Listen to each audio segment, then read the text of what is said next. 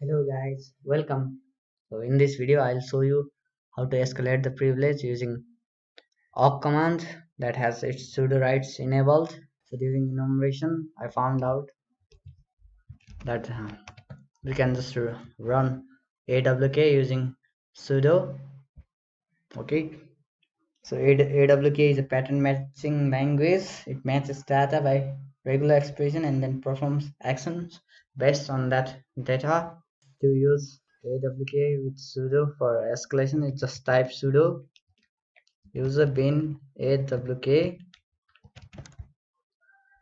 Okay, then just give a code, and now we are just going to run a C command to execute bin sh. To do that, just type os give system only system slash bin slash sh.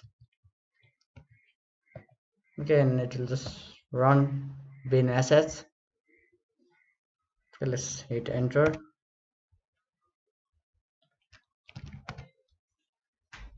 Okay, now we just got a root cell.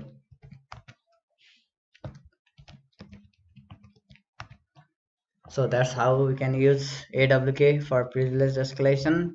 So thanks for watching this video. Hope to see you in next one. Okay, bye.